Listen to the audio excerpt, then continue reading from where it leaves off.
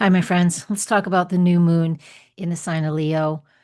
I mainly focused in my blog on the new moon in Leo with Mercury retrograde in Leo.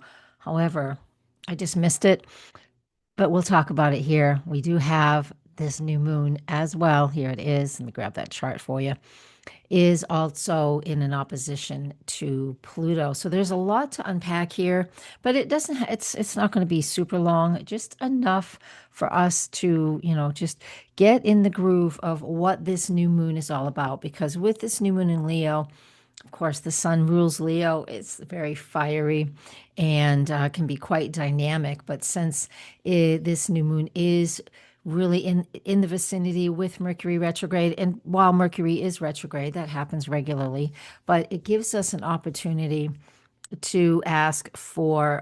It gives us an opportunity not to hype, to be honest with ourselves, and to, you know, take the time to reset so we can get back in alignment with our own creativity. So it wants us to, this new moon in Leo wants us to get in a better alignment, um, so we can feel the things that used to light us up, the things that used to make us feel really empowered and excited and passionate. There's just so much going on in the world. It's hard to find that for some people. I know not everybody, but you know, I can feel that. I feel like it's hard to find where my joy is and where my happiness is. Some days, not every day, because if you guys follow me on any of my social medias, you'll see me out kayaking and hiking and doing things like that. And those are the things that bring me joy. And I appreciate that. They're not fiery and passionate like things I would do in my 20s.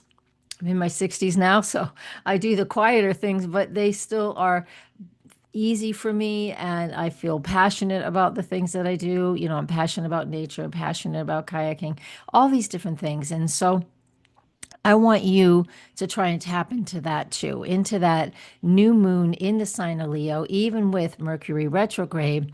So it can teach you to slow down and to start to realign with, like I just started with, what you're passionate about and what excites you. And as you can see in this, I know if you can't read the chart, you can't read it, but I'll talk to you about it. As you can see, this cluster right here represents all of that. And this new moon is super tight, right opposite Pluto. Again, I wrote the blog out and I totally spaced that piece, but I'll talk about it here. This is an opportunity for us to go nice and slow and deep, find the courage that we need to express ourselves again with the things that used to excite us and still can. Gives us that opportunity to see where things don't excite us anymore. I'm talking about Leo. And do we need to let them go? Because, the new moon doesn't have a lot of light of its own. It's about planting seeds, but you have to prep the ground. You have to plant new seeds. And so, this opposition of this new moon, new opportunities with Mercury retrograde, let's take some time and go in deep and reconsider what I am passionate about, and in an opposition right here to Pluto, which will give us that deeper period, that deeper opportunity to really evolve beyond where you are now. Even if you're feeling stuck or snagged, this new moon is an opportunity for all of us to take our time. It's not that super fire Leo. It can be in some ways, but I know with it being with the retrograde of Mercury, just in my opinion, I feel it's like more about that inner journey and not necessarily being so outwardly fighting, but people will get stirred up, things will stir us up, and that will change. But the fundamental piece of this new moon in Leo with Mercury retrograde opposite Pluto, and actually let's add in trine Saturn and Neptune, it creates this long-term opportunity for us to find our courage, to plant new seeds, to redefine what feels lovely and passionate and even stable, since Saturn's involved too, in our lives. It is all of those things. And that is just wonderful, in my opinion. And it gives us that opportunity for reflection. right? And I'm late putting this up for everybody, even my paid people, because I just got so busy with working with Mercury retrograde and all the video shorts that I do about all of the planets and early signs. They're all over the place, so make sure you subscribe and like the channels that you'll see all my stuff on. So I appreciate that. But that energy of the retrograde of Mercury and giving us that opportunity to slow down, to reevaluate any of the old things that, again, that sort of have gone to the back burner. Do we want to bring them forward or do we not? Are we still passionate about certain things or not? Do we have the fire in us to reignite something? And so in the written blog, I have a few things written out so you can actually, a little bit of prompts to promote thinking through what these things are. So, are you ready to reclaim something, or are you ready just to let it go? Are you ready to look at something with fresh new eyes? And if so, how will that evolve and manifest into something completely different from what you started? So, I know that's a lot, but that's how this new moon in Leo with Mercury retrograde opposite Pluto, trine Saturn and Neptune.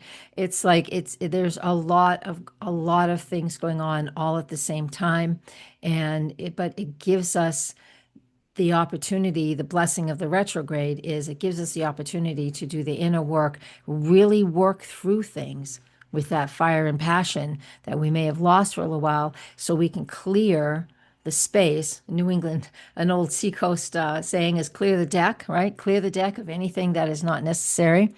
You never want loose things floating around on the deck.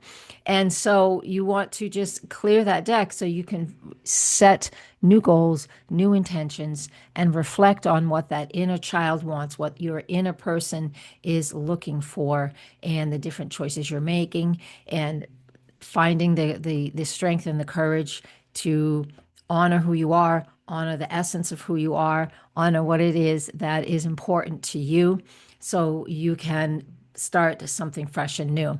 Even in the environment of the tumultuous energies that we have around us, it is still possible for us to hone in on the things that are important for us and the things that empower us and help us to feel really good.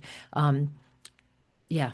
So, not being hyperbolic, but being in alignment with your personal desires and passions. All right, I'm going to leave us with that. There's always a ton more. I have Patreon membership. I also now have YouTube memberships, which give us a lot more depth, I do the work. I'll give you a lot more in depth, and that is a really wonderful way to support me. This is 16 years. For those of you watching this on YouTube, 16 years on YouTube I've been doing this. And it's most of it, almost 199% of it is free content. So please, if you consider joining the membership platform, I would appreciate that. Help support me in that way. It would be lovely. Of course, comment, like, share. I love that. Blessings, everybody. Namaste.